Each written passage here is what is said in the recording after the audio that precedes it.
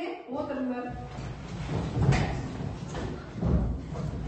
Балалар, қазақ әдебиеті сабағын бастаймыз. Түгел тақтаға қараймыз. Мына суреттерден нені байқап тұрсыңдар? Нені байқап тұрсыңдар? Бұлар айта ғой. Бұл Суреттен кедей адамдарға қайырымдылық көрсетіп жатыр. Жақсы. Яғни кедей адамдарға көмектесіп жатыр дейді. Рас ол айта ғой. Не көріп тұрсың? Басыңды ашып қой. Қайырымдылықты көріп тұрсың. Өте жақсы. Жарайсың, отыра ғой. Бұл адамдардың бұл іс-әрекетін қандай қасиетке жатқызамыз? Қалай? Дауысын шығарып айтамыз?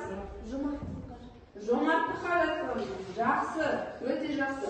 Ал сонымен Нұрдәулет, бүгінгі тақырыбымыз қандай екен? Қайырымдылық туралы. Қайырымдылық және жомарттық туралы екен. Жақсы, дұрыс айтасыңдар. Бүгін біз қазақ әдебиеті сабағынан Ыбырай Алтынсариннің Атымтай жомарт әңгімесімен танысамыз. Сабақтың тақырыбы Ыбырай Алтынсариннің Атымтай жомарт әңгімесі. Бүгінгі біздің сабағымыздың мақсаты әдеби шығарманың жанрына қарай фабуласы мен сюжеттік дамуын сипаттаймыз. Енді балалар, мен сендерге үйге Атымтай жомарт әңгімесін оқуға бердім. Шығарманың сюжеттік желісімен таныспыз ба? Иә. Жақсы. Олай болса, мына тапсырманы орындаймыз. Яғни шығарманың сюжеттік желісін реті бойынша жазамыз. Бұл жерде жаңағы оқиғаның ең бірінші қалай басталады? Кім жауап береді мына тапсырмаға? Рая. Бұл жерде біріншісін Келсең болып ма? Керек оқушыларға қарап өзіңізді.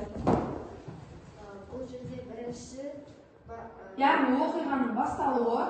Атымтай жомарт есепсіз бай бола тұрып, күн сайын бір мезгіл үстіне ескі қысқы киім киіп, отын кесіп шөп тасып жұмыс қылады екен деген. Жақсы. Оқиғаның басталуы болады. Өте жақсы, отыра ғой. Келесі, Маншай келеді. Оқиғаның екінші бөлімі қалай аталады? Неден басталады?